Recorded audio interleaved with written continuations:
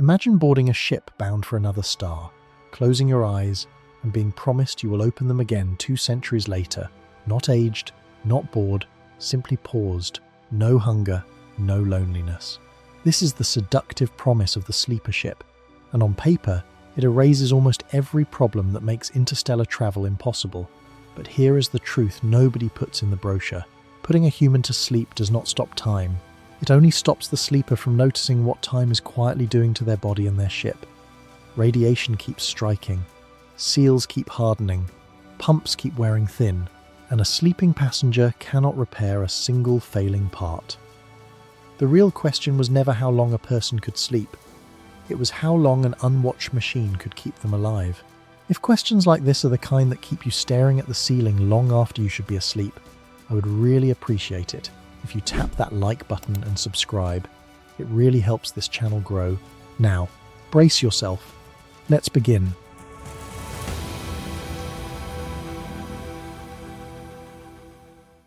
Picture the moment of departure. You are strapped into a couch that smells faintly of new plastic and cold metal. Somewhere below you, engines you will never consciously feel are preparing to push you away from everything your species has ever known. A voice counts down. A technician leans over you, checks a line running into your arm, and says the strangest sentence a human being has ever been told before a journey. The next thing you see will be another star.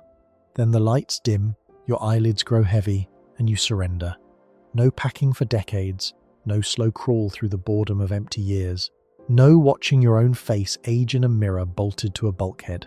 You simply close your eyes on one world and, if everything works, open them beneath the light of a completely different one. This is the dream of the sleeper ship, and it is one of the most seductive ideas in all of science. It promises to take the single most impossible thing about traveling to the stars, which is the sheer, crushing, inhuman length of the trip, and make it disappear behind a curtain of unconsciousness. On paper, it feels less like engineering and more like a magic trick. Fall asleep here. Wake up there. Let the universe do the traveling while you do the resting.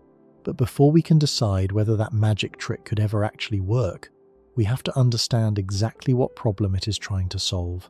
And to feel that problem in your bones, you first have to stare directly at the distances involved, because those distances are the reason this idea exists at all.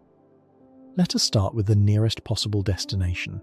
The closest star to our own is Proxima Centauri, a small, dim red star sitting approximately 4¼ light-years away.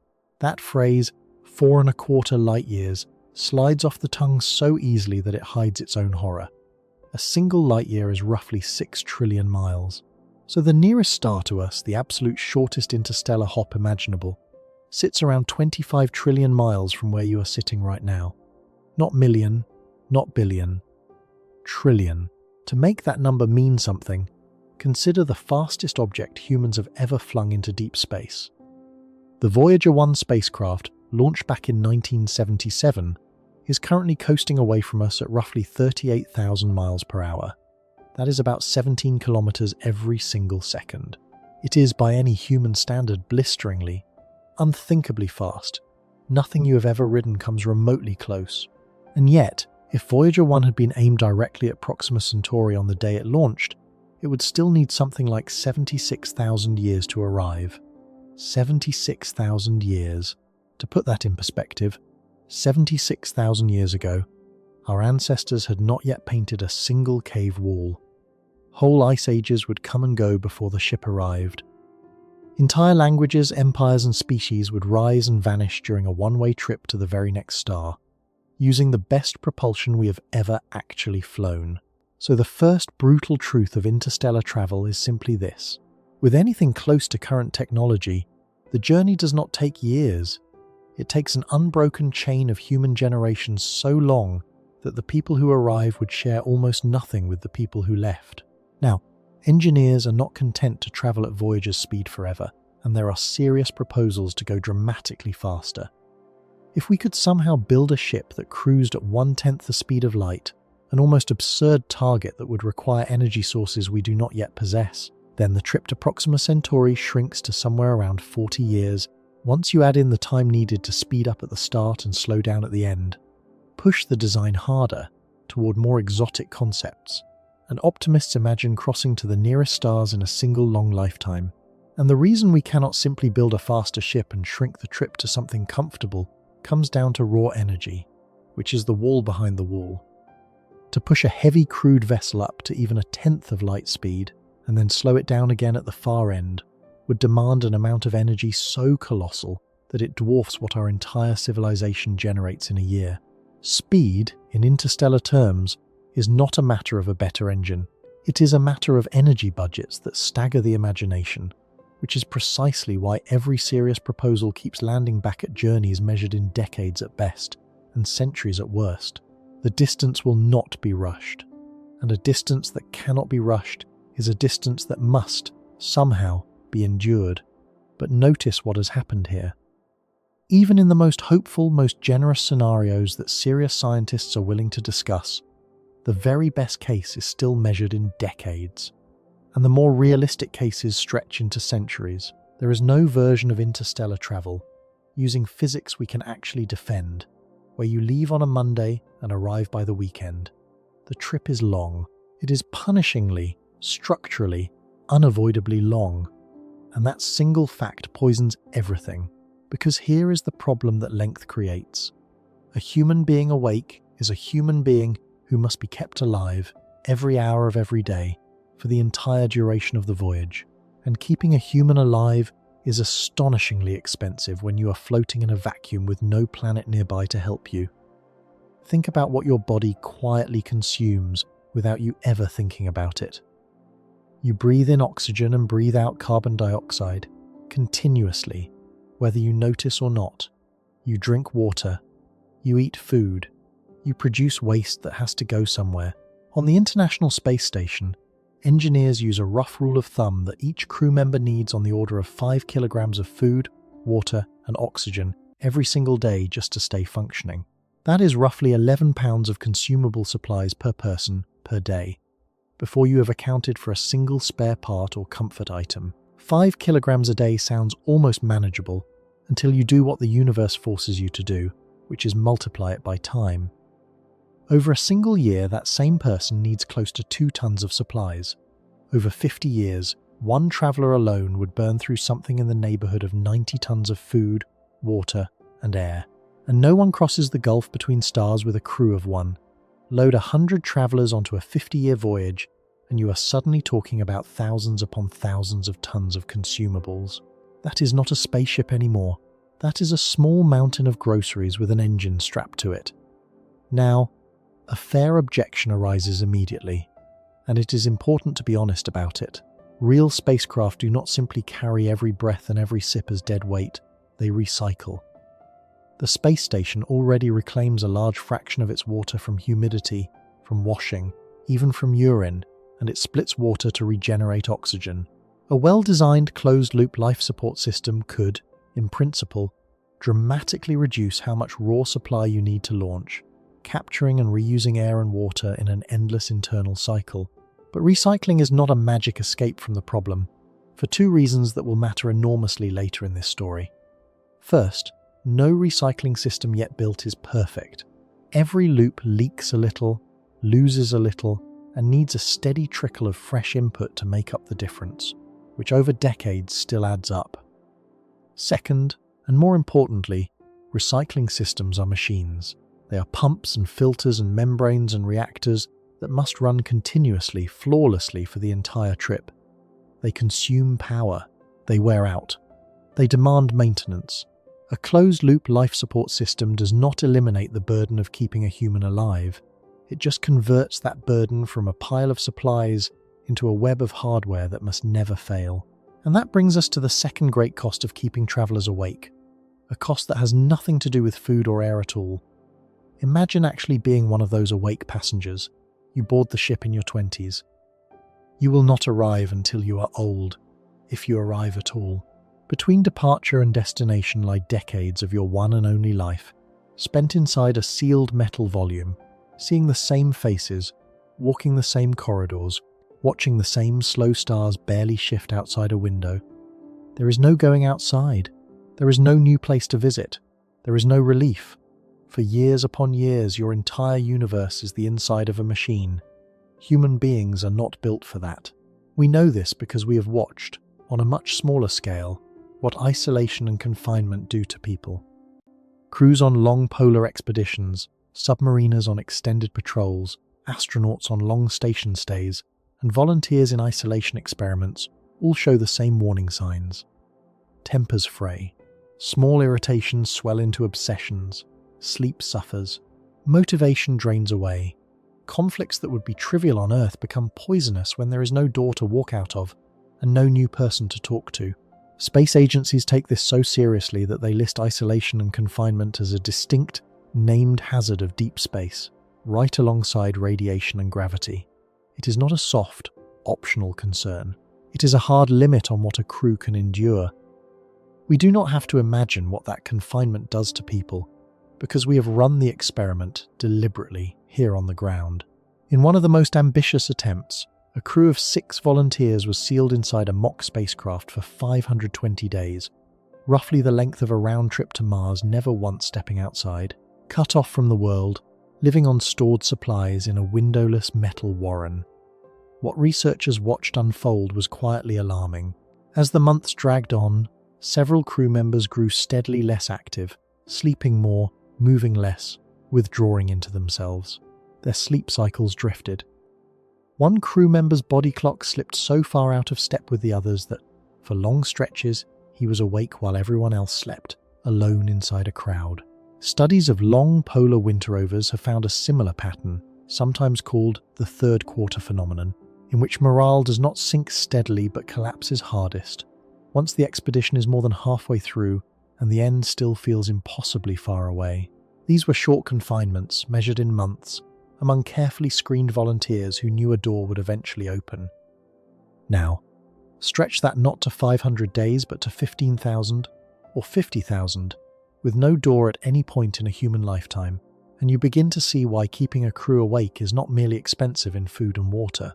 It is a slow corrosion of the very people the mission depends on. It is one thing to ration a crew's oxygen, it is another to ration their sanity. And there is no tank aboard that stores more of that. And confinement does not only turn people inward, it can turn them against each other, and against the very people trying to help them. In extended isolation studies, crews have sometimes fractured into factions, or come to resent the distant controllers issuing them instructions, a friction that grows sharper the longer the isolation lasts, and the more the outside world starts to feel like an abstraction rather than home. On a voyage between stars, that outside world would not just feel like an abstraction. It would be years of radio delay away, unreachable, unable to counsel or referee. A generation ship must somehow hold a whole society together, awake, through all of this, for its entire duration. Every argument, every breakdown, every slow souring of a trapped mind is a threat it cannot fully engineer away. Set beside that, the appeal of simply switching the travellers off becomes almost overwhelming. Stretch that strain across not months, but decades, and you begin to see a different kind of mission failure. Not an explosion, not a hull breach, just the slow psychological unravelling of the very people the ship exists to protect. A generation of humans asked to spend their entire adult lives in a corridor, and to stay sane, cooperative, and capable the whole way. That is an almost unbearable thing to ask. So now we can finally state the problem cleanly, because the problem is really 3 problems braided together. To carry awake humans across interstellar distances, you must feed and water and breathe them for decades, which demands staggering mass or flawless recycling machinery. You must keep them psychologically intact through a confinement longer than most careers, and you must sustain all of it, continuously, across a journey longer than many nations have existed. Faced with that triple burden, some thinkers proposed a radical solution, and it is worth being precise about what that solution actually is, because it is frequently confused with something quite different. The most famous answer to the long voyage problem is the generation ship. The idea is elegant in its own grim way. If a single human cannot survive the trip, then send a whole community, awake and living, and let them do what humans have always done, which is have children. The people who depart are not the people who arrive. Instead, The crew reproduces, ages, and dies along the way. Their children are born in flight, grow up knowing only the ship, raise children of their own, and eventually it is some distant descendant, generations removed from the founders, who steps out onto a new world. The ship becomes a tiny, self-contained civilization, a moving village where being born, growing old, and dying all happen between the stars. A generation ship is like a relay race run across time. No single runner covers the whole distance. Instead, the baton, which is the mission itself and everyone's hopes riding on it, is passed from parent to child to grandchild, hand to hand, down the long dark track, until someone none of the founders will ever meet finally crosses the finish line. The sleeper ship is a fundamentally different creature, and the difference is the entire point of everything that follows.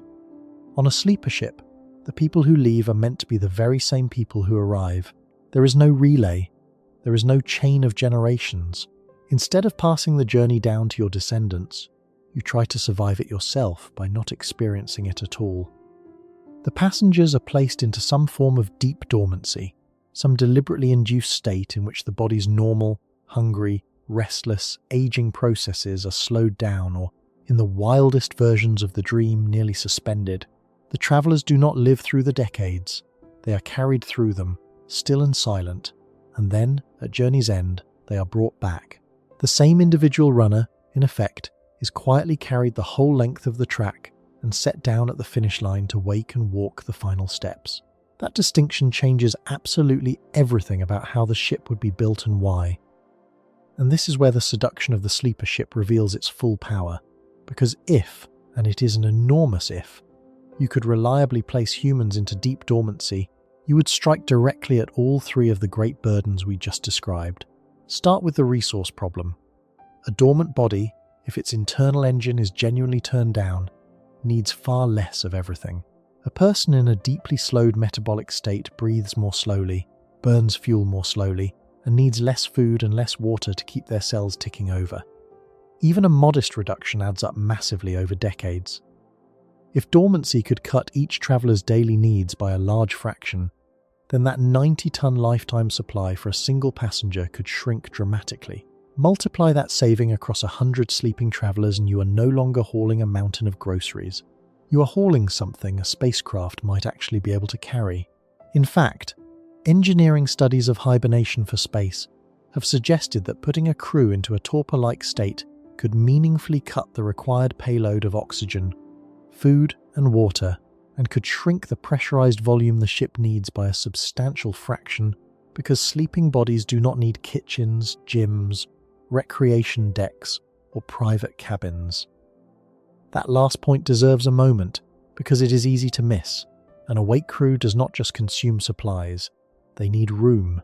They need somewhere to exercise so their muscles do not waste away in weightlessness. They need somewhere to eat, somewhere to wash, somewhere to be alone when the walls start closing in. Every one of those needs translates into volume, and volume translates into mass, and mass translates into fuel, and fuel translates into an even bigger ship. A dormant passenger, by contrast, occupies little more than the space of the pod that holds them. Strip away the living quarters for 100 awake humans and replace them with a rack of quiet pods, and the whole ship can, in principle, become smaller, lighter, and cheaper to push toward the stars. Then there is the psychological burden, and here dormancy offers what looks like a perfect escape. You cannot be driven mad by decades of confinement if you are not there to experience them.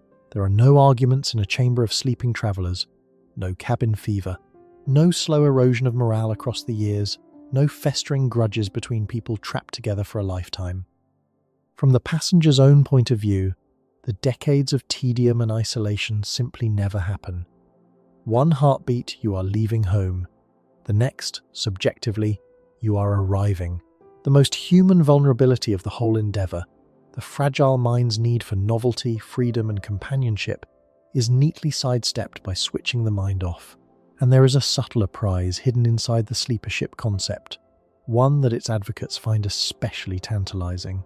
If the passengers are the same individuals who left, then the mission preserves something a generation ship cannot. It preserves the actual people, their memories, their skills, their relationships, their reasons for going.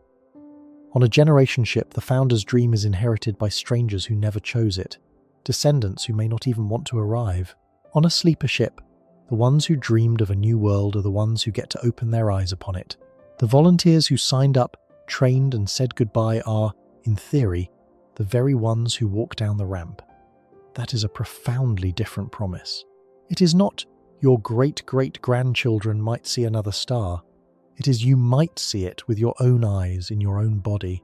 Small wonder, then, that space agencies have taken the idea seriously rather than leaving it to novelists. The European Space Agency has run formal studies into whether a hibernation-like state could be used to reduce the demands of a crewed mission, examining how deeply metabolism might be lowered and what that would do to the spacecraft's design. Their own analyses have concluded that inducing such a state in crew members could reduce the supplies of oxygen, food, and water a mission must carry and could shrink the required spacecraft mass. On the other side of the Atlantic, NASA's Forward-Looking Innovation Program has funded early work, aimed squarely at understanding hibernation as a tool for deep space travel, including a Pathfinder concept designed to study dormant animals in space and learn whether the protective effects seen on Earth hold up beyond it. These are not fringe fantasies. They are cautious, preliminary, genuinely funded investigations into whether the seduction of sleep could ever be turned into hardware. So let us grant the dream its full glittering appeal, because it has earned it.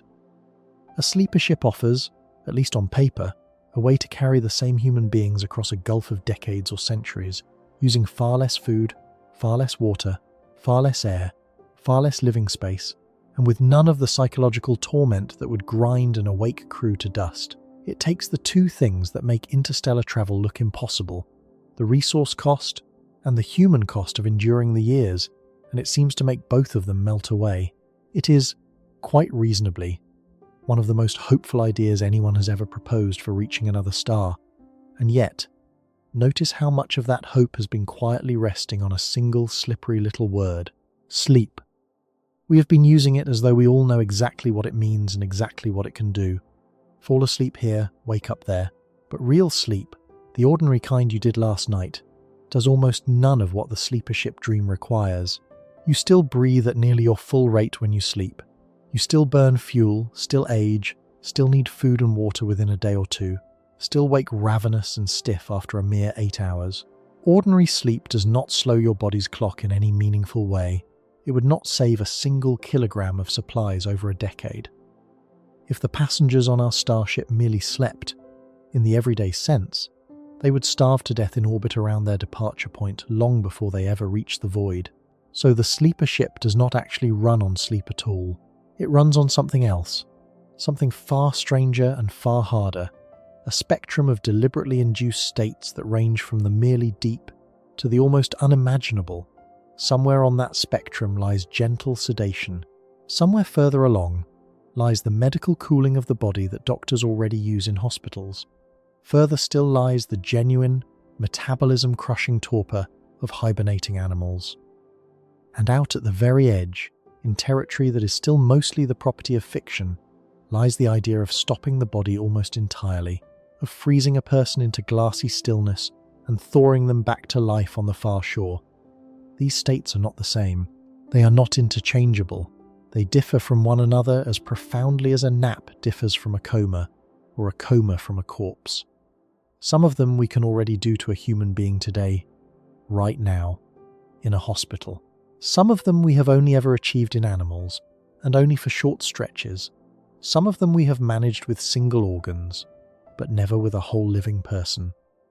And some of them exist nowhere at all except in the pages of stories and the hopeful slides of engineering proposals. The entire fate of the sleeper ship, everything about how long it could survive and whether its passengers could ever truly wake, depends on which of those states you are actually talking about.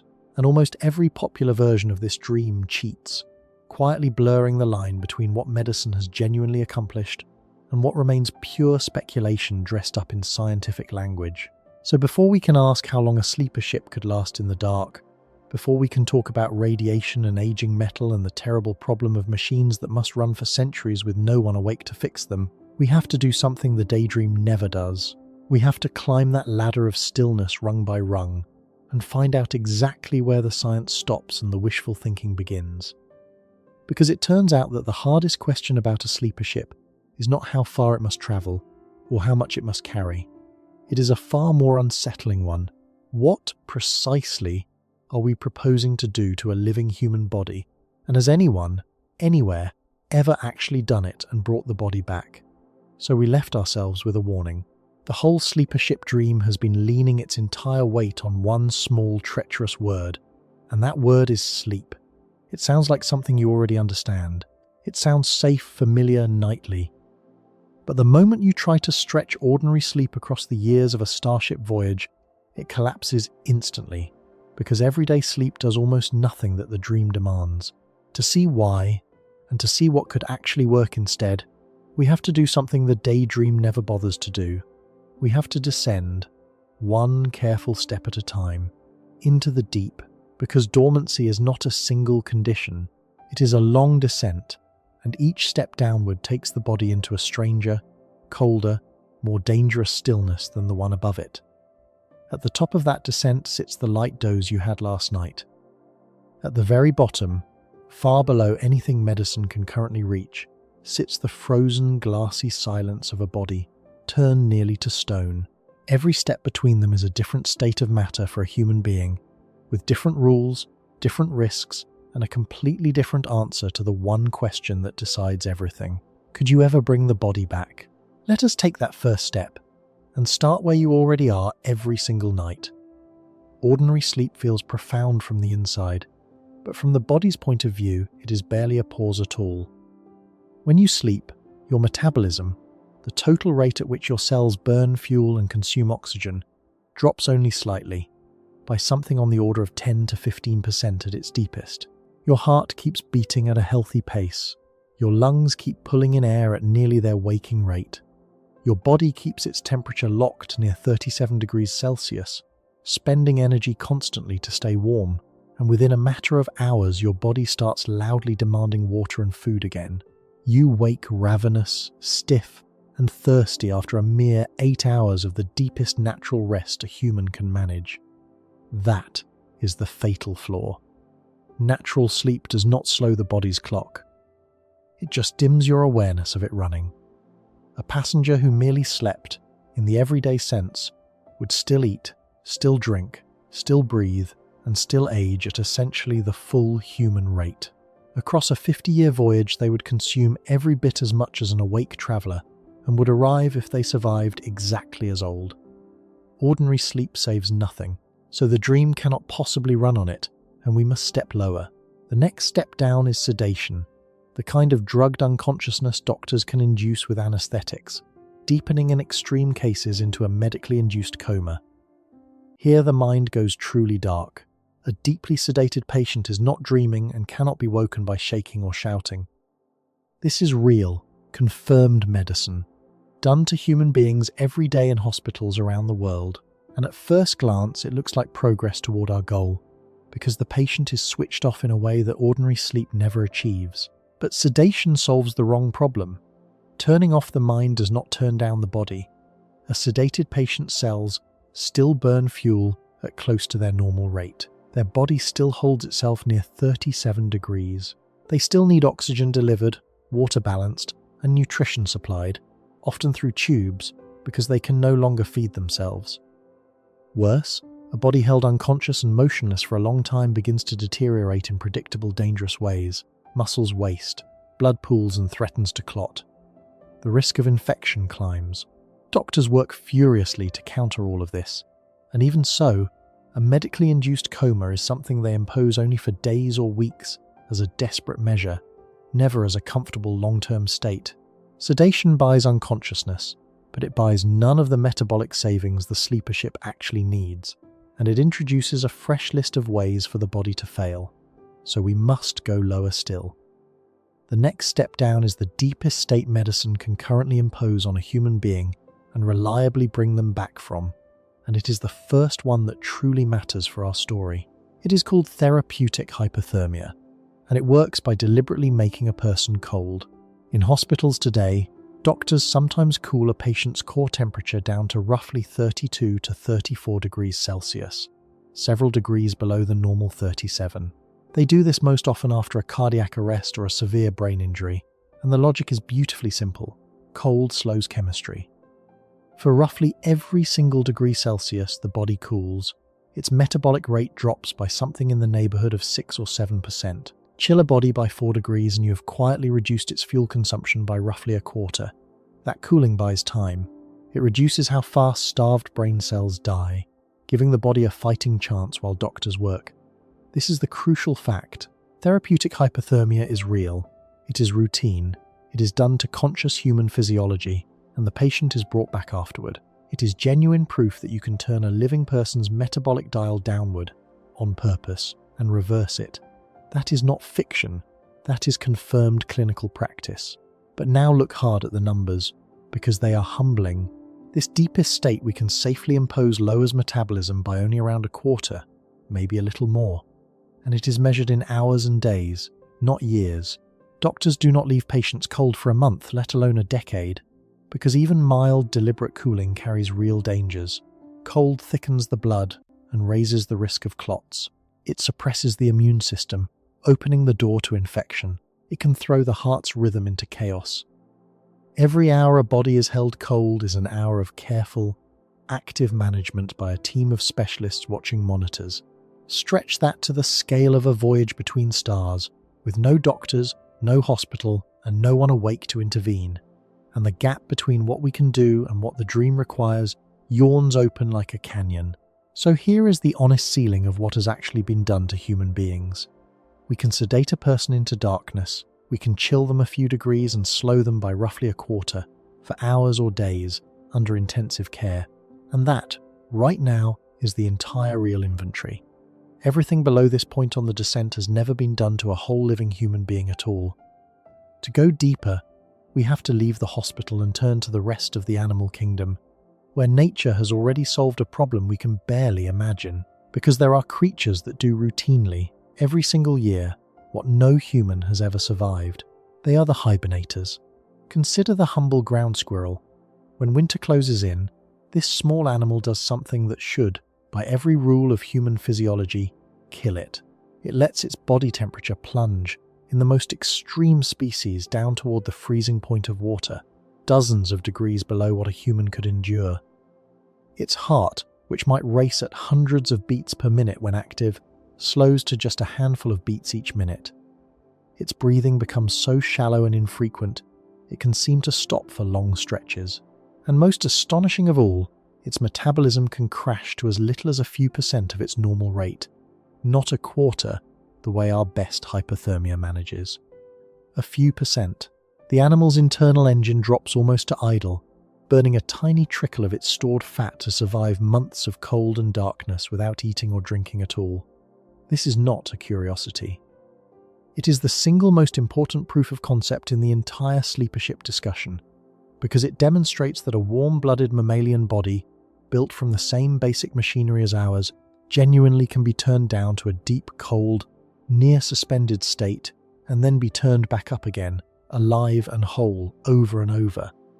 Hibernation is nature's existence proof that deep dormancy in a mammal is possible. If a squirrel can do it, the reasoning goes, then perhaps the capacity is hiding somewhere in our shared biology, waiting to be unlocked. But we must be scrupulously careful here, because this is exactly the point where the dream loves to cheat. Humans are not hibernators. We have never been observed to enter true torpor on our own. Our bodies fight cooling ferociously, shivering and burning energy to defend that 37-degree set point. And even the animals that hibernate do not simply switch off for the whole winter and coast through untouched. They periodically warm themselves back up, rousing every week or two into brief, expensive bouts of near-normal metabolism before sinking down again, for reasons scientists are still working to fully understand. Hibernation is not a clean pause. It is a rhythmic, actively managed cycle. So the existence of hibernating squirrels does not prove that a human could be held dormant for years. It only proves that the underlying biology is not forbidden by nature. That is a genuine and thrilling clue. But it is a clue, not a solution. Which brings us to the most exciting real frontier on this whole descent, the place where laboratories are right now trying to bridge the gap between what animals do naturally and what a human might one day be made to do. It is called synthetic torpor. The breakthrough came from a discovery about the brain. In recent years, researchers found that hidden within the brains of mice and rats, animals that do not normally hibernate, there are specific clusters of nerve cells that act like a master switch for dormancy. When scientists deliberately activated these particular neurons, something remarkable happened. The animals sank into a torpor-like state they would never enter on their own. Their body temperature fell, their metabolism dropped, their whole system powered down into an artificial imitation of hibernation, and then, when the switch was released, they came back to normal. This is a confirmed experimental result demonstrated in living non-hibernating mammals. It suggests, tantalizingly, that the machinery for deep dormancy might be latent in many mammals, including perhaps in us, waiting for the right signal. And synthetic torpor came bundled with a second finding that matters enormously for a starship. In experiments, animals placed into this artificial torpor and then exposed to radiation showed signs of being protected. When rats were irradiated while in the torpor-like state, researchers observed reduced damage in certain tissues compared with animals irradiated while warm and fully active, along with changes in the activity of genes that respond to cellular damage. The leading hypothesis behind this is that a body running cold and slow is, in a sense, a less flammable target. Radiation does much of its harm by disrupting the frantic chemistry of active, dividing cells, and a cell in deep metabolic suppression may present less of that vulnerable machinery for radiation to wreck. You can immediately see why space agencies pricked up their ears. A single technology that might slash a crew's food and water needs, shrink the ship, spare the travelers from decades of psychological torment, and shield their cells from radiation all at once would be almost too good to be true. The European Space Agency ran a formal assessment, sometimes referred to as its concept and requirement study, examining exactly how torpor might be used and what it would demand of a spacecraft, concluding that it could indeed reduce the payload of oxygen, food, and water, while requiring constant, automated and artificial intelligence-assisted monitoring of the dormant crew. Analysts have proposed that a realistic near-term first step would not be deep, squirrel-like torpor at all, but a shallow metabolic depression of roughly 20%, a gentle turning down that might be achievable sooner and safer. And NASA's innovation programs have funded early Pathfinder work, including a concept designed to send hibernating animals into orbit to study whether torpor's benefits, including its apparent protection of muscle and bone, actually hold up in the weightless, radiation-soaked environment of space, something no one has ever tested. But here, precisely here, we must plant a flag and refuse to let the dream sprint past us. Every bit of that synthetic torpor progress, real and genuinely exciting as it is, has been achieved in animals, over short durations, in laboratories on the ground. No human has ever been placed into synthetic torpor. No animal, let alone a person, has been held in it for the years or decades a starship voyage would require.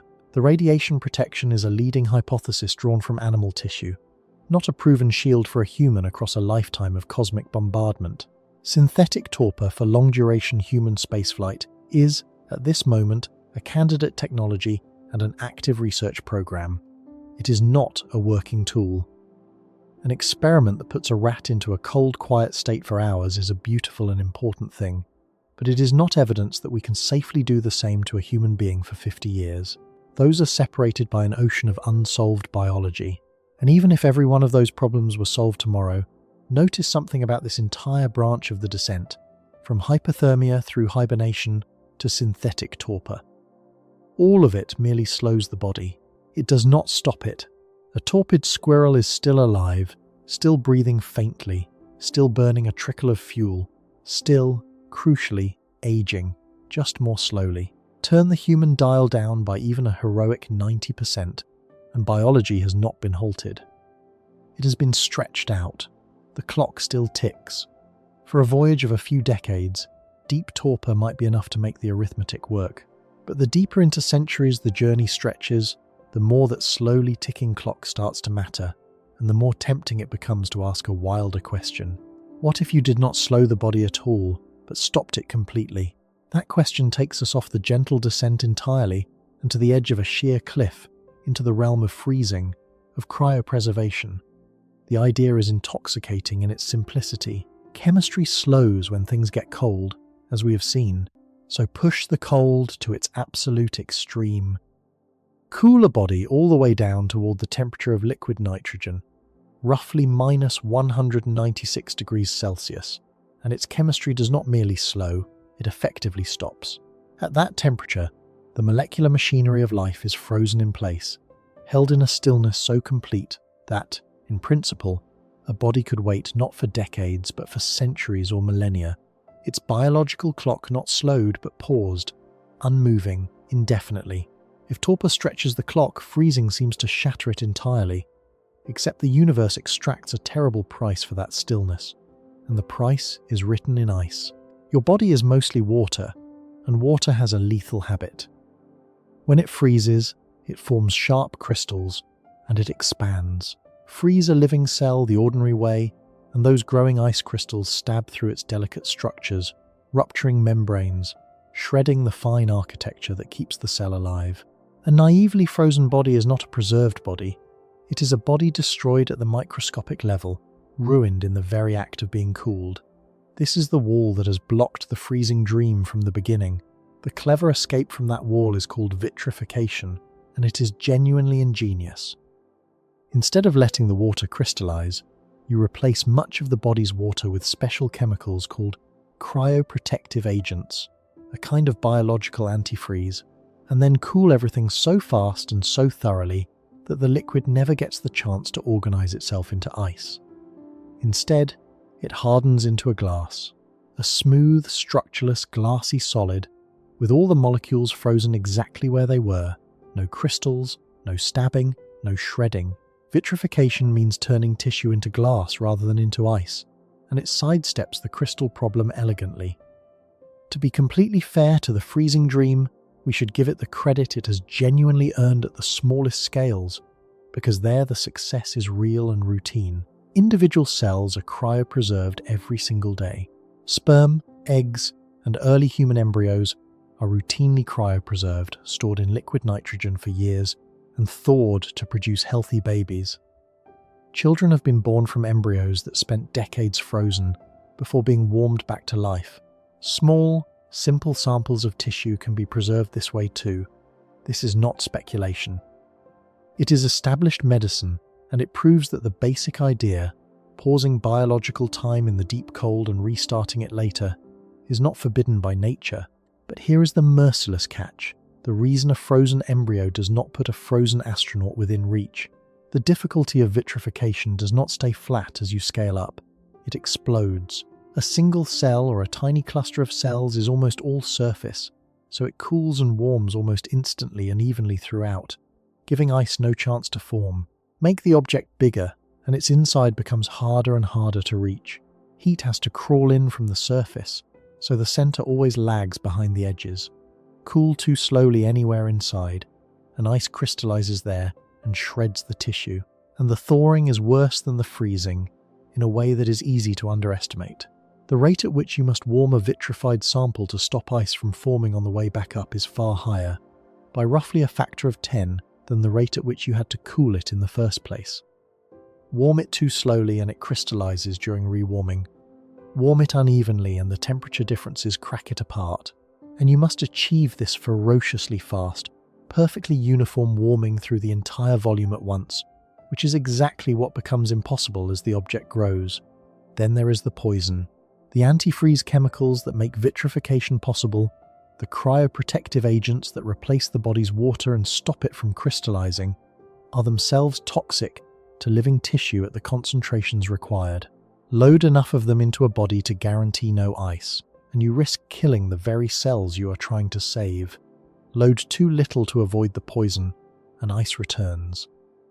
Every attempt to scale vitrification up is a tightrope walk between two forms of destruction: crystallization on one side and chemical toxicity on the other, and the rope gets narrower the larger the thing you are trying to preserve. So picture a ladder within the ladder, a ladder of size.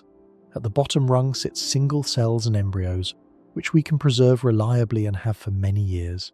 One rung up sit thin, simple tissues, harder but often manageable. Further up sits a whole organ, a kidney or a liver, a dense object of many cell types laced with blood vessels, where the whole game changes and ordinary warming from the outside simply cannot keep up.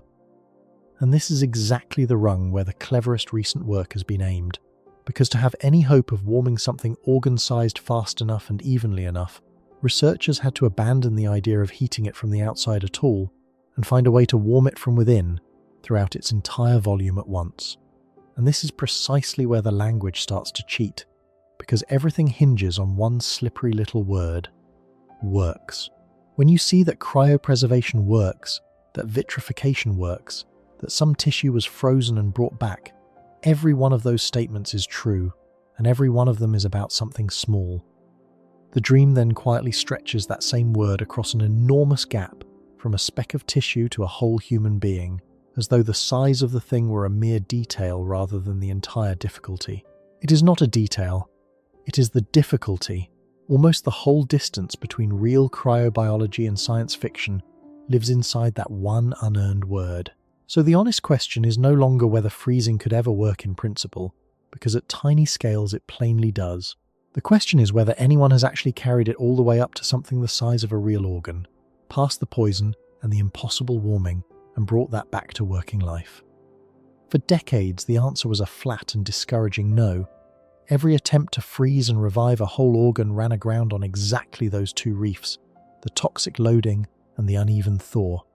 And the organ came out ruined. And then, only very recently, in one carefully engineered experiment, that wall finally cracked. Researchers picked the problem apart piece by piece, and for the first time did to a whole mammalian organ what had only ever been managed with specks of tissue. It is worth understanding exactly what they achieved, and, just as importantly, exactly what they did not. Now, here is where we must be absolutely precise, because this is the exact spot where the fictional dream steals its false authority from real science. What have laboratories actually accomplished here? The genuine, confirmed triumph is remarkable, and it is worth celebrating honestly. In a landmark result, researchers successfully vitrified an entire rat kidney, stored it in that glassy state, and then solved the rewarming problem using a technique called nanowarming, in which microscopic iron oxide particles are spread through the organ's blood vessels and then heated from within by an alternating magnetic field, warming the whole organ rapidly and evenly from the inside out. They rewarmed that kidney, washed out the particles, transplanted it into a living rat, and the organ worked, sustaining the animal's life. That is a real, peer-reviewed biological success. And in the time since, teams have pushed the physical side of the process up to the scale of human organs, demonstrating that they can vitrify volumes of cryoprotectant of a litre or more, and even vitrify a pig-sized liver, showing that the freezing step, physically, can be scaled up. But review that carefully, because the dream desperately wants you to misread it. What has been fully achieved, freezing and rewarming and restoring function, was a single small organ. When teams reached the scale of a large liver, they managed the vitrification but had not yet succeeded in rewarming it back to working life. And a kidney, or even a liver, is a world away from a whole human being. A body is not one organ. It is a dense, interconnected system of dozens of tissues, each with different chemistry, different water content, different tolerance for the toxic antifreeze and for the ferocious warming rates, all of which would have to survive the exact same freezing and thawing at the exact same moment, perfectly, throughout a volume vastly larger than any organ ever attempted. The successful cryopreservation of a single kidney does not prove that a whole human body can be frozen, stored, thawed, and brought back to life. It proves that one small organ can. That distance, from an organ to an organism, has never been crossed. Not in a human, not in any large animal. It remains, at this moment, entirely unproven. The freezing of whole people that already happens today, in which the legally dead are cooled and stored in tanks in the hope of some future revival, has never once resulted in anyone being brought back. Not a single person. And we have to be especially careful about the one place where whole human bodies are frozen today, because at first glance it looks like evidence, and it is nothing of the kind. The practice of cooling and storing the newly deceased in tanks of liquid nitrogen in the hope of some future revival is only ever carried out on people who have already been declared legally dead. That single fact quietly poisons any comparison with a sleeper ship. By the time such a body is cooled, its heart has already stopped, its brain has already been starved of oxygen, and the fine machinery of its cells has already begun to break down, sometimes for many minutes or longer before the freezing even begins. What goes into the tank is not a healthy living person paused in mid-stride. It is a body that was already damaged, already dying, being preserved in whatever state it had deteriorated to. So even if, centuries from now, someone did manage to warm one of these bodies and coax a flicker of activity back into it, that would not prove what the starship needs proven. It would not show that a healthy, breathing volunteer can be frozen at the peak of life and returned unharmed. It would show only that damaged tissue can sometimes be partly restored. The sleeper ship does not want to revive the dead. It wants to preserve the living, and those are not the same problem, nor even close to it. That practice is built on hope, not on any demonstrated ability to reverse the process. Whole body cryopreservation and revival is, to be blunt, speculation. It is the one rung on this entire descent that exists nowhere except in the future we wish for and in the stories we tell. And that, finally, is the top of the ladder, the fictional cryosleep of films and novels, where a traveller steps into a frosted glass pod, a few lights blink, and they are painlessly preserved and flawlessly revived on command. The whole terrifying cascade of toxicity and ice and cracking and system-wide failure simply waved away. That clean, reliable, reversible switch does not exist. It has never existed. It blurs together into one comforting image, states that are wildly, categorically different from one another. So let us hold the honest map of this whole descent clearly in mind, because everything that follows depends on it. Ordinary sleep barely touches metabolism and saves nothing. Sedation darkens the mind but not the body. Therapeutic hypothermia can slow a real human by roughly a quarter, but only for hours or days, and only under intensive care. That is the confirmed limit of what we can do to a person and reverse. Below that, hibernation proves the biology is possible in animals, and synthetic torpor is a promising candidate technology shown in animals but never in a human, and never for anywhere near the required duration. And below that, freezing shatters into a confirmed success with single organs and pure speculation for whole bodies. Torpor, hibernation, vitrification, cryopreservation, and cryosleep are not the same thing, and they are not interchangeable. They are as different from one another as a slowed engine is from a stopped one, and a stopped engine is from a shattered one. But suppose, for the sake of the voyage, that we are generous. Suppose that somewhere in the coming centuries, one of these real threads is pulled all the way through. Suppose future synthetic torpor is perfected, and a human crew can be laid down into a deep, safe, reversible dormancy that slashes their consumption, shrinks their ship, spares their minds, and perhaps even softens the radiation striking their slowed cells. Grant the dream its very best possible case. Even then, look closely at what dormancy has actually done. It has reduced what the passengers consume. It has quieted their minds. It has, at most, made their sleeping bodies a slightly harder target. But every one of those benefits is about the passengers themselves. Not one of them reaches outward to the ship. Not one of them touches the vast, dark distance still to be crossed, or the machinery that must run every second to cross it, or the relentless rain of radiation that does not pause for a sleeping body, or the slow chemistry of aging metal and hardening seals that answers to no anesthetic. Putting the crew to sleep changes the crew. It changes almost nothing about the world outside the pod. And that world, it turns out, is where the real danger has been waiting all along, gathering quietly the entire time the passengers lie still, because there are forces at work on a starship that do not care in the slightest whether anyone aboard is awake, and against those forces sleep offers no defense whatsoever. To understand what truly sets the limit on a sleeper ship, we have to turn away from the sleeping bodies at last and look hard at everything that keeps accumulating. Hour after hour, year after year, while no one is watching. Grant the dream everything. Let us be as generous as science fiction has ever dared to be. Imagine that every problem we have raised so far has been solved, that somewhere in a future laboratory the last unsolved knot of synthetic torpor has been untied, and a human crew can now be laid down into a deep, safe, reversible dormancy. Their metabolism slowed to a fraction, their food and water needs collapsed to a trickle, their minds switched cleanly off, spared every hour of the tedium ahead.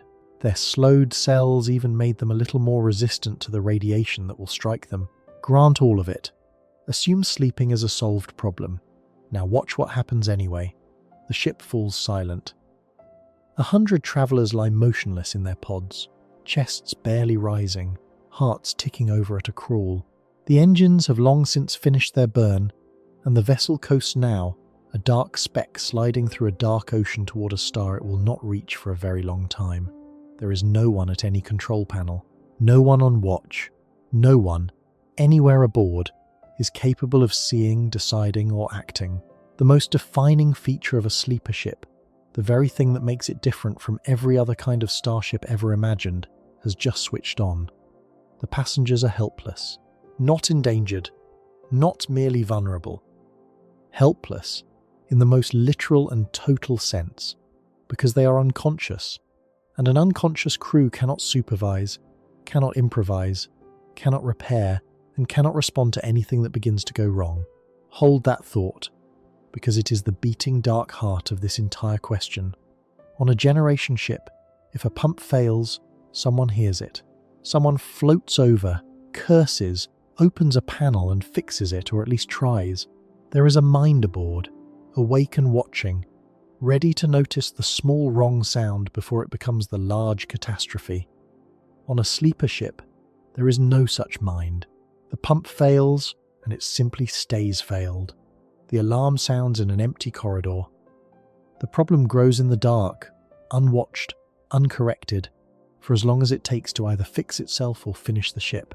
Every advantage we have spent so long celebrating, the shrinking of supplies, the quieting of minds, was purchased at this single, staggering cost. The people the ship exists to protect have been rendered incapable of protecting themselves or it for the entire duration of the crossing. And into that helplessness, time begins its patient work. Because here is the truth, the dream keeps trying to hide behind the frost on the pod glass. Putting a body to sleep does not stop time. It only stops the body from noticing what time is doing. And there are 3 great clocks aboard this ship that never sleep, that keep ticking through every silent year, utterly indifferent to whether anyone aboard is awake to hear them. The first strikes the passengers' bodies from outside, the second ages their bodies from within, and the third grinds down the machine that is keeping them alive. Let us listen to each in turn. The first clock is radiation, and it is the one that never ever pauses. Out here, beyond the sheltering magnetic field of Earth and the thick blanket of its atmosphere, space is not empty. It is filled with a thin, invisible sleet of high-energy particles called galactic cosmic rays, flung across the galaxy by exploding stars and other violent events, and they come from all directions, all the time. Most are the bare nuclei of hydrogen and helium, stripped naked and accelerated to nearly the speed of light. But a small and vicious fraction are the nuclei of much heavier elements, iron and the like, and these heavy particles, which scientists call Hz ions, are the real monsters. Each one is a microscopic cannonball of pure energy, and when it tears through living tissue, it does not gently nudge a molecule aside. It punches a track of shattered chemistry straight through everything in its path, ripping apart the strands of DNA, splintering the delicate machinery of cells, leaving a trail of molecular wreckage behind it. On Earth, you are shielded from almost all of this. Our planet's magnetic field deflects the charged particles, and kilometers of atmosphere absorb the rest, so that only a faint whisper reaches the ground. Step off the planet, and that protection is gone. Every square centimeter of the ship, and everyone inside it, is exposed to the full, unfiltered rain. Now, how bad is it? We actually have real measurements, not guesses, because instruments have ridden along on missions through deep space and counted the dose. The numbers are sobering. A round-trip journey to Mars, lasting only a couple of years, is estimated to expose a traveller to something on the order of a full sievert of radiation. And a sievert is a very large dose indeed, enough to measurably raise a person's lifetime risk of cancer. That is for a mission measured in months. Now stretch the exposure not across a couple of years, but across the decades or centuries of an interstellar crossing, with those heavy iron nuclei drilling through the sleeping bodies the entire time. Every second, every year, without a single moment of pause. The accumulated dose over such a voyage would climb into ranges that, for an ordinary unshielded human, would be simply unsurvivable. But wait, the dream protests. We were promised that torpor protects against radiation. The sleeping cells are a harder target. And that is true, as far as it goes. Remember the animal experiments, where rats in synthetic torpor showed less tissue damage after being irradiated than warm, active rats did. The leading hypothesis is real and reasonable, that a body running cold and slow, with its cellular machinery idling, offers radiation less of the frantic, dividing chemistry it does its worst damage to. But be very careful how much weight you put on that. First, it is a hypothesis drawn from animals irradiated for hours, not proof for humans irradiated for decades. Nobody has ever measured what a lifetime of cosmic bombardment does to a human held in deep torpor, because nobody has ever held a human in deep torpor at all.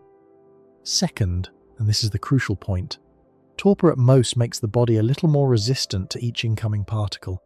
It does not stop the particles. It does not reduce the number of iron nuclei streaming through the ship. The rain still falls just as hard.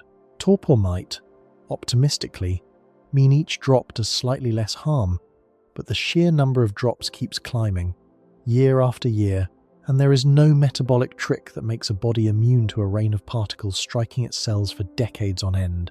So the obvious answer is shielding.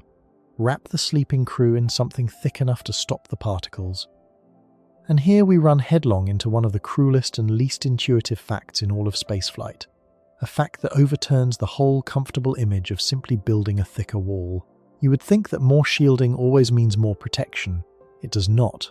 When one of those high-energy cosmic particles slams into a shield, it does not always simply stop. Often it shatters, and the collision sprays out a burst of new secondary particles, a shower of fragments and neutrons that go on to cause damage of their own. Add a moderate amount of shielding, and you do reduce the dose, because you are blocking the primary particles. But add too much, and you start generating so much of this secondary shrapnel that the total radiation on the far side actually climbs back up again.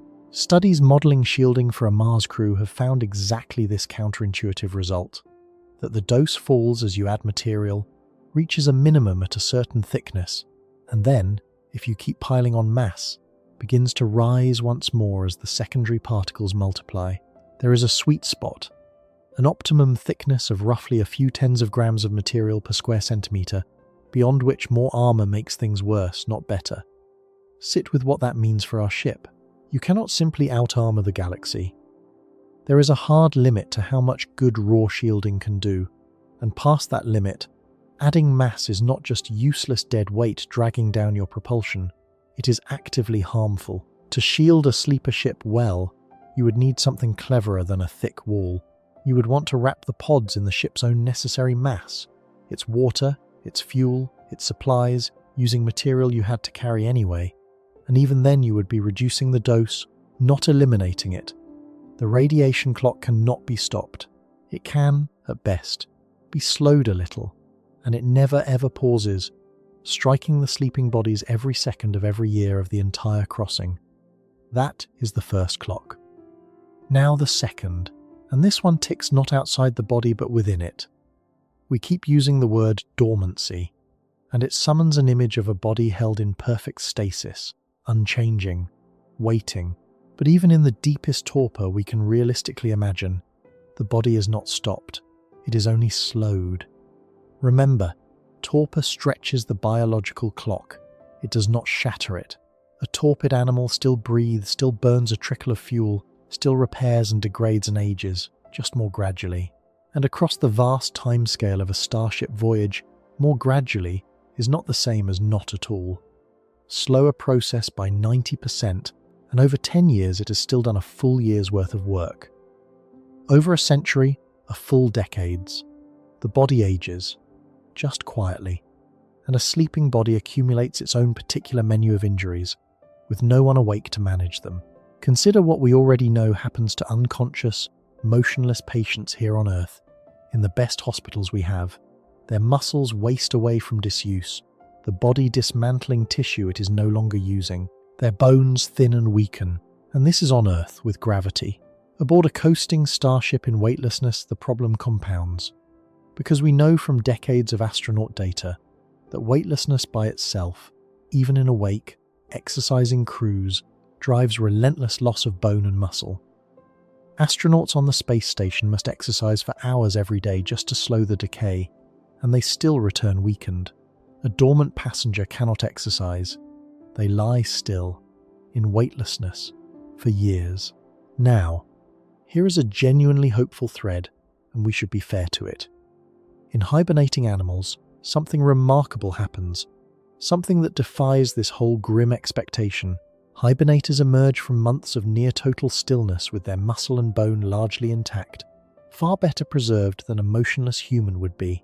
Their bodies seem to possess some protective biological trick, some set of signals that shields their tissue from wasting, even during the long, still cold. This is real, and it is one of the most exciting reasons to study hibernation for spaceflight. If we could borrow that protective mechanism, dormancy might spare the crew the wasting that would otherwise doom them, but we do not yet know whether that protection would work in a human, whether it would work in weightlessness, or whether it would hold up not for a squirrel's few months but for a starship's decades. Nobody knows, and that is not a rhetorical flourish, it is a literal statement of the science, which is precisely why space agencies have proposed sending hibernating animals into orbit in the first place, to find out whether torpor's protection of muscle and bone survives contact with actual spaceflight.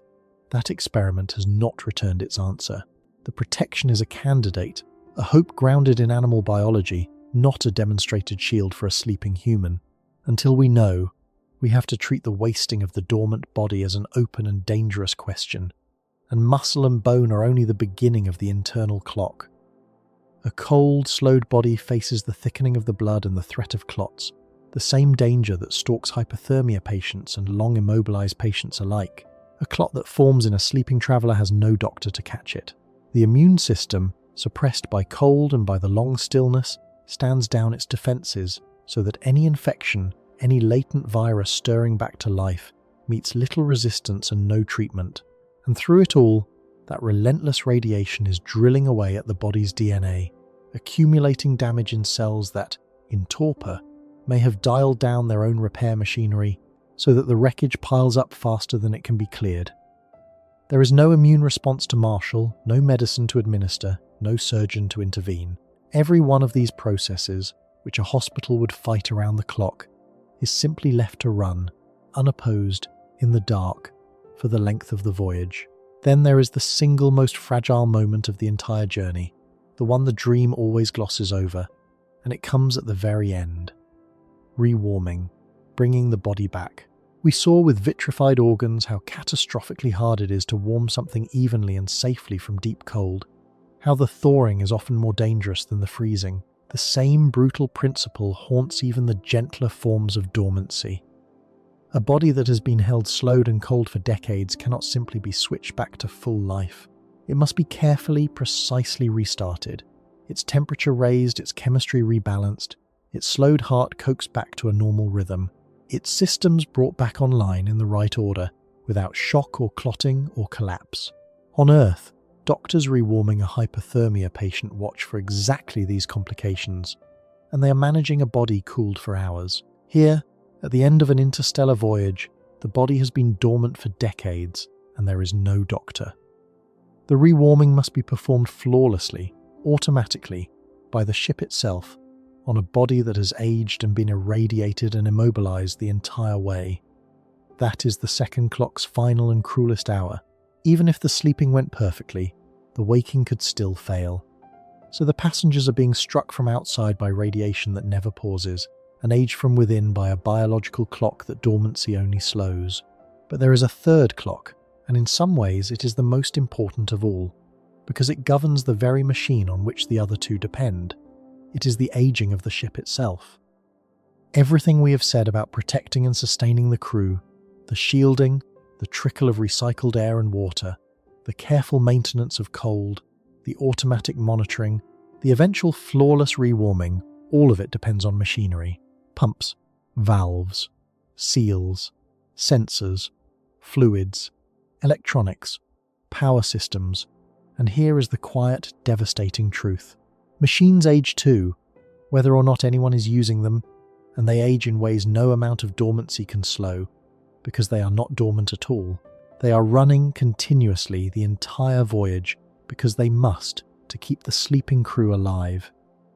There is a fourth process grinding away in the dark that we have not yet named, and it hides inside the very system meant to keep the crew breathing. Recall the hope from earlier that a good closed loop could recycle the ship's air and water endlessly and spare us from hauling decades of supplies. That hope is real, but it has a leak in it, and the leak is literal. The most advanced life support system humans have ever flown, aboard the space station, is a genuine marvel. It reclaims water from cabin humidity, from washing, even from urine, and after years of refinement it now recovers about 98% of the water passing through it. 98% sounds like a solved problem. It is not.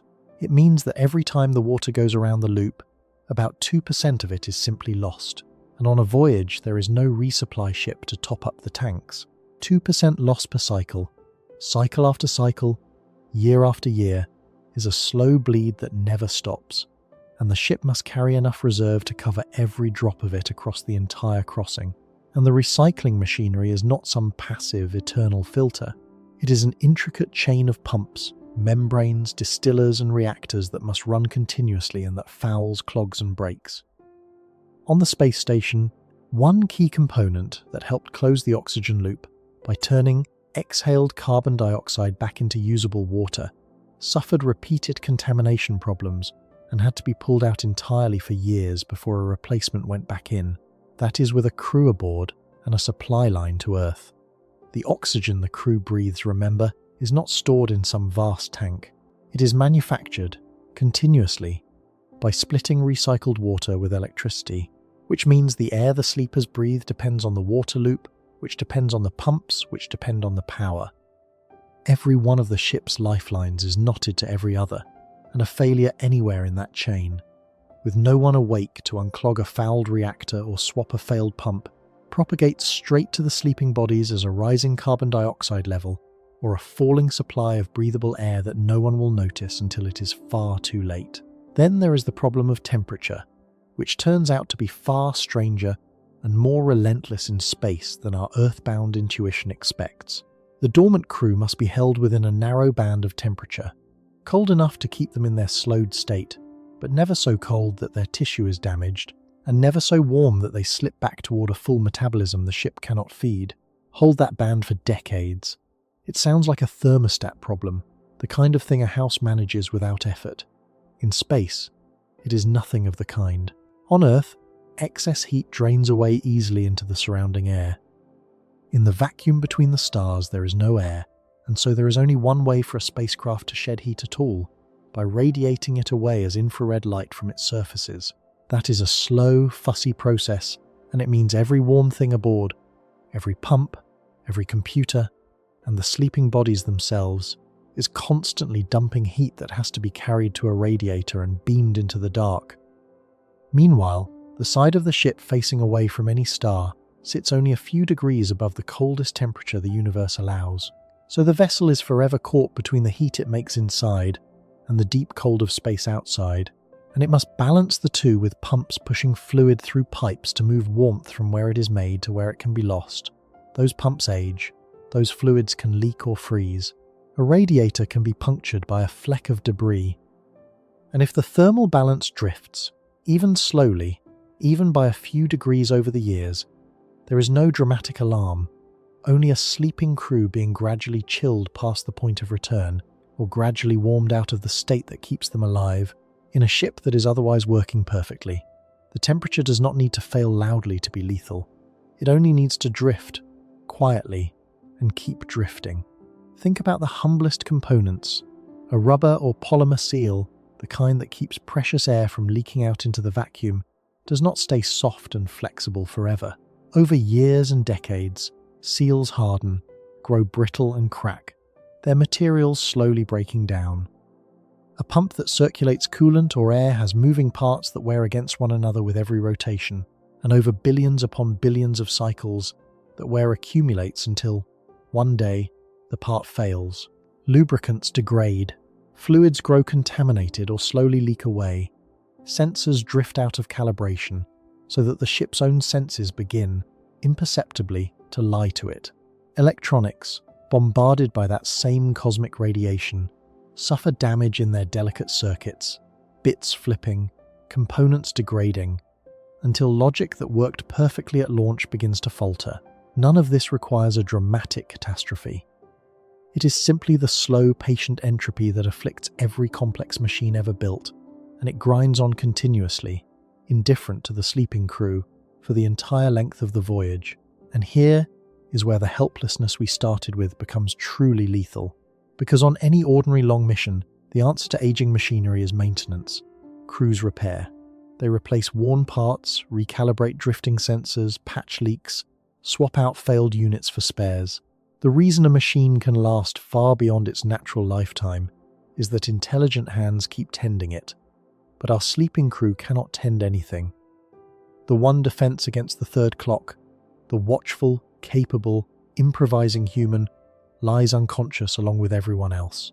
The ship must survive its own aging entirely alone. Is that even possible? Can a complex machine run for decades in deep space, unrepaired, and keep working? We do not have to speculate, because we have watched it happen, and the example is both inspiring and deeply humbling. It is the Voyager 1 spacecraft. Voyager 1 launched in 1977, on a mission planned to last just 5 years. It is still operating today, nearly half a century later, drifting through interstellar space some 15 billion miles from home, still faintly whispering data back to Earth. It is, without question, the greatest demonstration in human history that a machine can survive an astonishingly long time, alone, in the dark, with no one aboard to fix it. If any object ever built could give us hope for the sleeper ship's third clock, it is Voyager. And yet look closely at how Voyager has aged, because its very survival is a catalogue of the exact dangers our sleeper ship would face, magnified.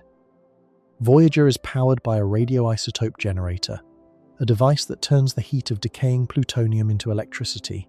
That plutonium has a half-life of roughly 88 years, meaning that steadily, relentlessly, its power output fades. At launch, Voyager's generators produced around 470 watts. Today, after nearly 50 years, they produce closer to 230, and the number keeps falling by about 4 watts every single year, as the fuel decays and the thermal converters themselves degrade with age.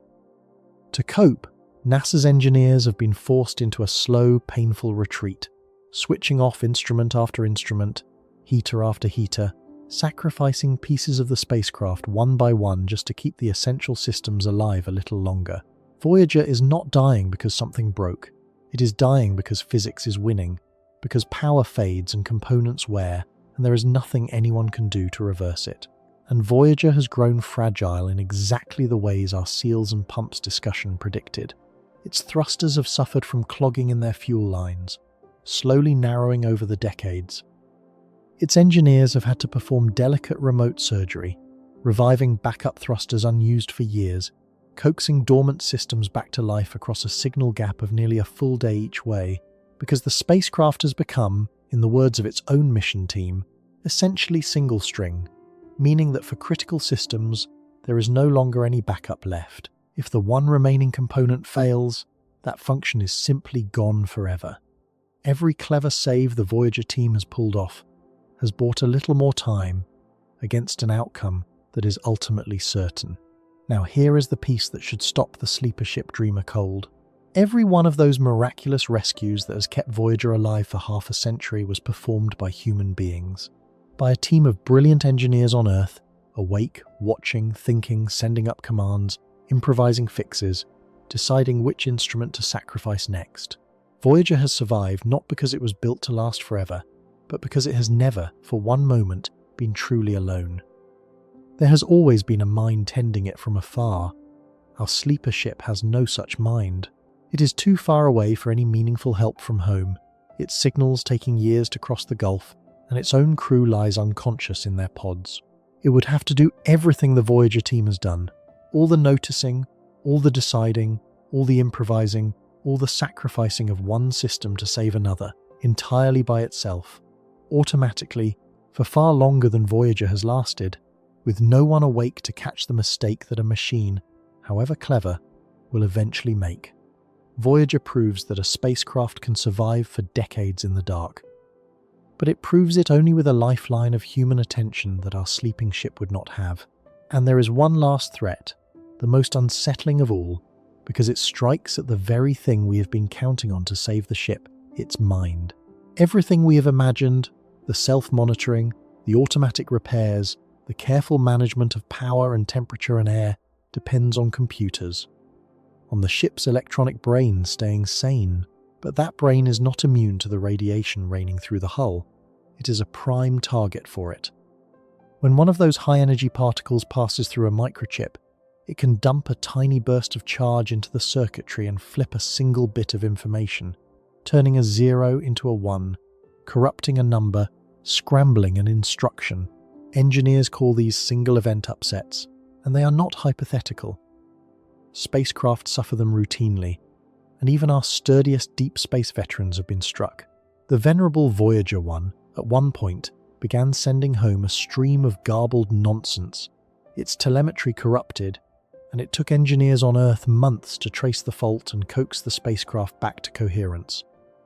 That recovery once again was performed by awake human minds who noticed the ship had started speaking gibberish. A sleeper ship's computer could be quietly corrupted the same way, a critical value flipped, a control loop scrambled, and there would be no one awake to notice that the ship's own thoughts had begun to lie to it. Radiation does not merely age the passengers and pit the hull. It reaches into the ship's brain and rewrites its memory, bit by bit, across the years. And the very intelligence we were relying on to guard the crew is itself under bombardment the entire way. So the machine we are asking to keep the faith is not a fortress with sleeping people safe inside. It is a leaking, fouling, cooling, corroding, radiation-scrambled system in which the air loop depends on the water loop on the pumps on the power on fuel that is fading by the year, and all of it on a computer that is itself being slowly rewritten by the same particles drilling through the crew. Every thread runs through every other, which means there is no longer any one thing to shore up, only a whole tangled web of failure in which a single strand snapping, unwatched in the dark, could quietly drag down all the rest.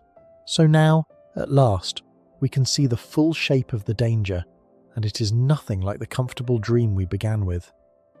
We were sold an image of passengers gently sleeping their way across the void, the long journey rendered passive and easy by the simple act of switching them off. That image is a lie, and now we can say precisely why. The passengers are not passing the voyage safely. They are lying helpless at the bottom of 3 deep, accumulating dangers, each of which grows worse with every silent year, and against all of which their unconsciousness is not a shield but the very thing that leaves them defenseless. The first clock, radiation, strikes them from outside and never once pauses, and the best that dormancy might do is make each strike a little less harmful, while the sheer number of strikes climbs without end, and shielding itself hits a hard wall past which more armour only makes things worse. The second clock, biological aging, ticks on within their slowed bodies, wasting muscle and bone, thickening blood, standing down defences, piling up unrepaired damage, and waiting to spring its final trap at the terrible moment of rewarming. And the third clock, the aging of the machine, grinds the ship itself toward failure, seal by seal and pump by pump and watt by fading watt, exactly as it is grinding Voyager towards silence right now, except that our ship has no watchful human hand to keep reaching in and saving it. Sleep changes the sleeper. It does nothing to still any of these three clocks. And unconscious passengers, far from making the voyage easy, are precisely what makes it so perilous. Because the one thing that could fight back against all three dangers, a waking human mind, has been deliberately removed for the entire crossing. And so we arrive at the question that will decide everything, the question the whole rest of this story has been building toward. If the crew cannot defend themselves, then the ship must defend them. If no human hand can reach in to save the failing pump, or catch the drifting sensor, or nurse the fading power, then the machine must save itself. Could a ship be built that cleverly? Could it be made to repair its own wounds, to guard against the radiation, to ration its dying power, perhaps even to wake a caretaker when it truly needs one, and to keep 100 fragile, sleeping, aging bodies not merely intact but genuinely recoverable, across a span of time longer than any machine humanity has ever built has survived? That is the final question. And its answer will tell us how long a sleeper ship could really last.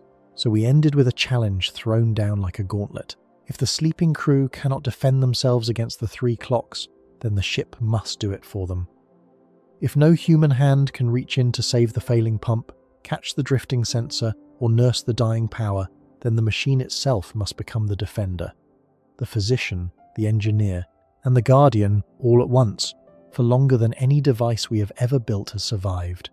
The question is no longer whether humans can sleep. We have granted that they can. The question is whether a machine can stay awake in their place, flawlessly, across a span of time that would swallow empires. So let us take that challenge seriously and ask, honestly, what such a ship would have to become, and whether it could ever be enough. Begin with the most obvious defense against the third clock, the aging of the machine. If parts wear out, then carry spares. If systems fail, then build in redundancy, 2 of everything, or 3, so that when one dies, another takes over. This is not exotic. It is how we build reliable spacecraft already. Voyager carried backup systems, and its survival has depended on switching to them.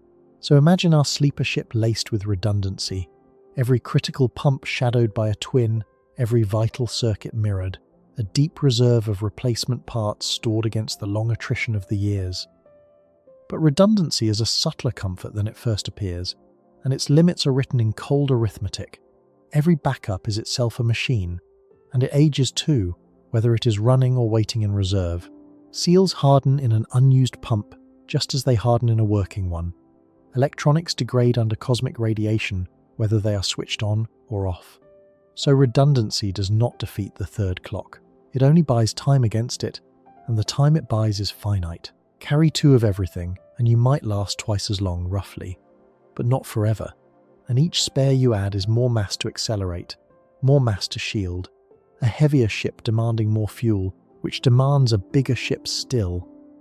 And redundancy protects you only against the failures you anticipated. It does nothing against the failure mode nobody designed for. The unexpected interaction, the slow corrosion in a place no engineer thought to double. Voyager's team has repeatedly been surprised by their own spacecraft, by clogged fuel lines and corrupted computers and glitches no one predicted at launch. Redundancy is a wall, and walls can be built high, but the years are patient, and they have all the time in the universe to find the one gap you left. So spares alone are not enough. The ship would need something far more ambitious. It would need to repair itself. Not merely to switch to a backup, but to actively diagnose its own wounds and mend them, the way the Voyager engineers have done from afar, except with no engineers, doing it alone, in the dark, for decades. Picture robotic systems threading through the ship's interior, inspecting, tightening, replacing, patching leaks, swapping failed units, perhaps even manufacturing new parts from raw stock when the spares run out. Picture a controlling intelligence clever enough to notice the small wrong sound before it becomes the large catastrophe, to reroute around damage, to ration a dying power supply across competing needs, to make the 1,000 small judgment calls that have kept Voyager alive. This is a genuine field of engineering thought, autonomous maintenance and self-repair, and it is worth being clear-eyed about its status. It is a concept. Pieces of it exist. Spacecraft already run automated fault detection routines that can safe themselves and switch to backups without human help. But a fully autonomous starship that could maintain and repair itself across a century, with no resupply and no human oversight, remains a proposed capability, not a demonstrated one. We must not let the confidence of the phrase self-repairing ship smuggle in the assumption that such a thing has been built. It has not. It is a hope resting on real but partial foundations. And between those foundations and a working interstellar hospital ship lies an enormous span of unsolved engineering. To present it as existing technology would be to make exactly the mistake this whole story has warned against, mistaking the concept for the achievement. And notice the strange recursion hiding inside the idea. If the ship must repair itself, then the repair systems themselves must be maintained.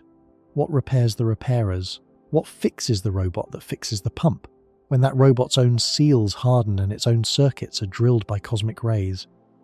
You can add a layer of machines to tend the machines, but that layer ages too and needs tending in its turn. At some point the regress has to stop somewhere, at some core system that must simply work, unrepaired, for the entire voyage, because there is nothing left to repair it. The ship cannot be turtles all the way down. There is always a most fragile, most essential, irreplaceable thing, and the survival of everyone aboard rests on that one thing lasting. Which brings us to the deepest principle of this entire problem, the idea that finally lets us answer the question we started with. The survival of a sleeper ship is not set by the average of its systems. It is set by the weakest of its irreplaceable ones. A chain does not fail at its average link. It fails at its worst link, and everything downstream of that failure fails with it. It does not matter if your hull could last 10,000 years, if your power supply gives out in 200. It does not matter if your power could last 5 centuries, if the one pump that keeps the crew cold seizes in 80 and cannot be fixed. The ship survives exactly as long as its single most vulnerable irreplaceable system survives, and not 1 year longer. To find the true ceiling, you do not look at the strongest part of the ship. You hunt for the weakest link in the whole braided chain of biology and machinery, and that link sets the limit for everyone. And here we must confront a distinction that the word survive has been quietly hiding from us this entire time, a distinction so important that missing it collapses the whole question into nonsense. What does it actually mean for a sleeper ship to survive? Because there are two completely different things it could mean, and they are not the same, and the gap between them is where the real tragedy of the sleeper ship lives. The first meaning is that the spacecraft remains intact, the hull holds, the engines are sound, the structure arrives at its destination, still recognizably a ship. The second meaning is that the passengers arrive alive and recoverable, that the sleeping bodies inside can actually be brought back to conscious, functioning life. And the shattering truth is that the first can happen without the second. A ship can cross the entire gulf between stars, arrive perfectly intact, gleaming and whole, decelerate flawlessly into orbit around its target world, and be, in every mechanical sense, a complete success, while every single person aboard is beyond saving. An intact ship full of bodies that can no longer be revived is not a successful voyage. It is a tomb that reached its destination. And notice which of those two outcomes is actually the harder one to prevent. Keeping cold metal and structure intact across the void is difficult, but it is the more forgiving half of the task. Keeping soft, aging, irradiated human tissue not merely present but genuinely revivable is the savage half, and it means the weakest, irreplaceable link that sets the whole ceiling may not be mechanical at all, but biological. The crew could be doomed not by a hull breach but by a cooling system that drifted a few degrees over the decades, slowly cooking or freezing the sleeping tissue past the point of return in a ship that otherwise works perfectly. They could be doomed by accumulated radiation damage that piled up in their DNA year after year until the bodies, though still technically alive in their pods, could no longer be rewarmed into functioning people. They could be doomed by the wasting of muscle and bone that dormancy failed to prevent, arriving as living skeletons too frail to ever stand. The ship keeps them intact. Time takes them anyway, and an intact ship cannot mourn. So let us assemble the honest picture of what a sleeper ship truly is, now that we can see all its clocks at once. It is not a spacecraft with some sleeping people inside. That image is a child's version of the truth. A real sleeper ship would have to be, simultaneously and flawlessly, several of the most demanding machines humans have ever conceived, all fused into one and all running unattended for longer than any of them has ever run. It would have to be a hospital, monitoring and sustaining 100 fragile bodies in a state medicine cannot yet even achieve for one. It would have to be a life support system, endlessly recycling air and water without the perfect closure no such system has ever reached. It would have to be a radiation shelter, holding back a rain of particles that shielding can only partly stop. It would have to be a maintenance facility, repairing its own wounds with no engineer aboard.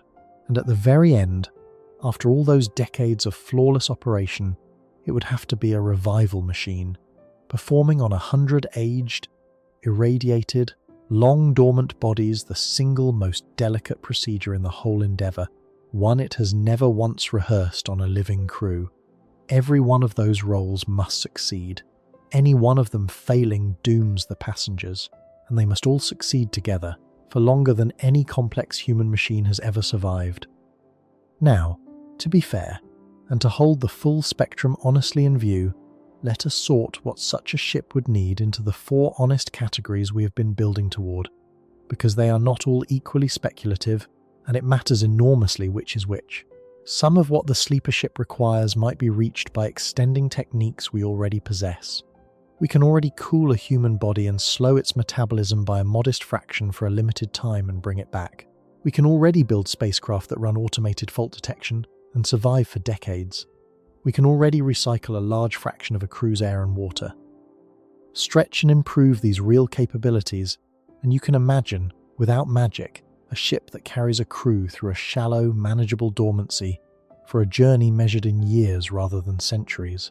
This is the least speculative rung, the one with genuine ground beneath it.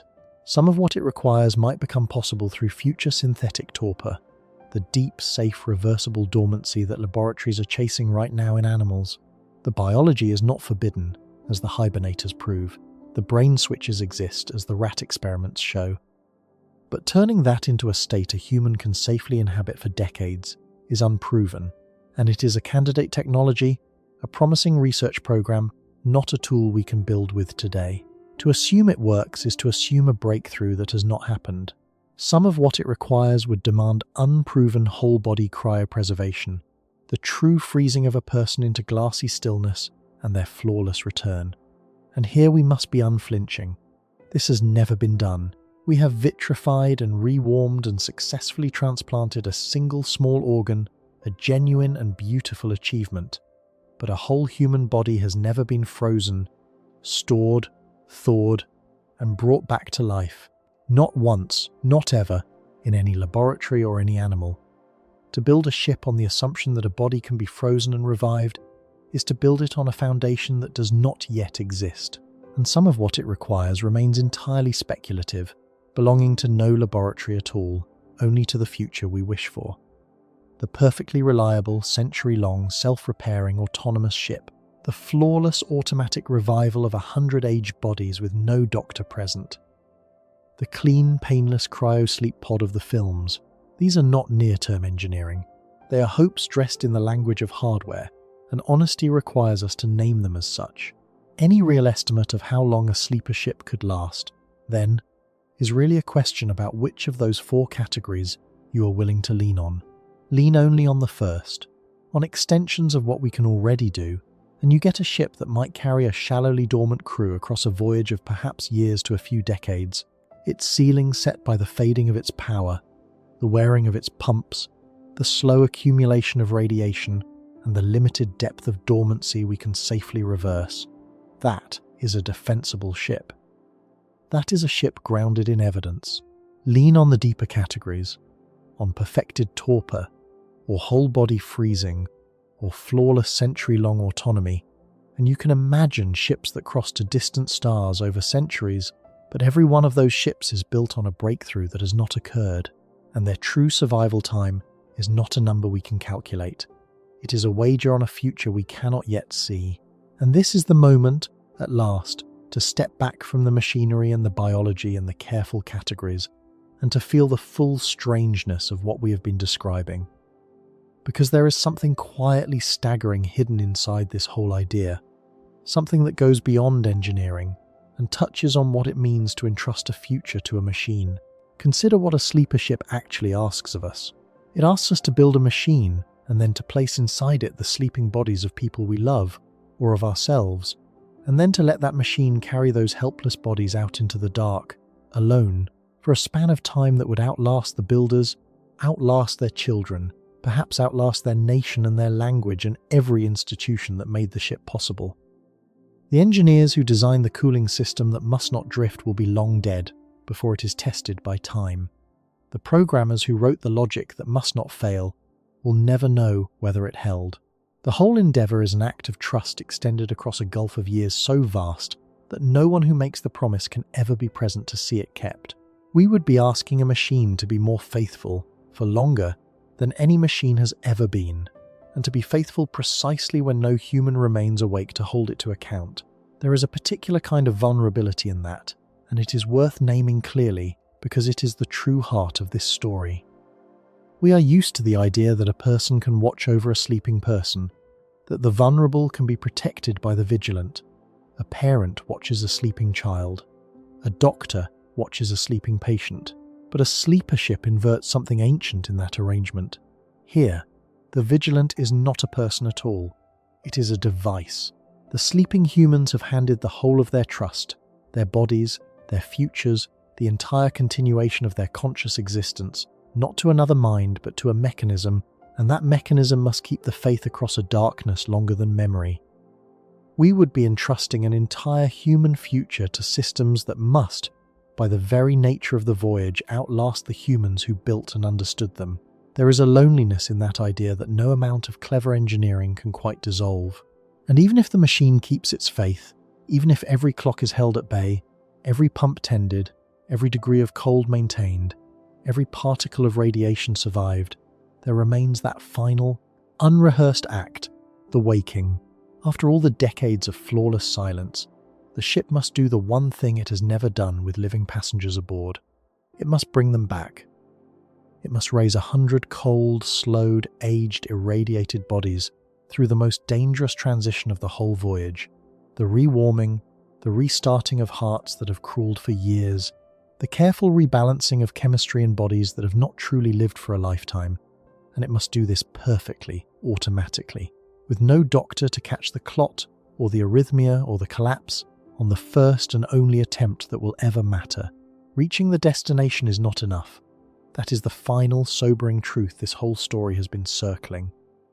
We imagined, at the very beginning, that arriving was the goal, that if the ship could just cross the terrible distance, the voyage would be won. But arriving is not the victory. The ship can arrive perfectly and still fail utterly. After crossing the void, after outlasting its builders, after holding back 3 relentless clocks for longer than any machine ever has, the sleeper ship faces its last and hardest test, and it must pass it flawlessly on the first try, or everything that came before was the construction of a tomb. The whole immense edifice of the journey, all the engineering and the biology and the trust, funnels down to a single, fragile moment when a machine that has been alone in the dark for a lifetime reaches into a pod and tries to return a human being to consciousness. So how long could a sleeper ship survive in deep space? We can finally answer, and the answer is not a single number, because the honest answer refuses to be one. A sleeper ship would not be limited, as we naively assumed at the start, by how long a human being could remain asleep. The sleeping was never the real problem.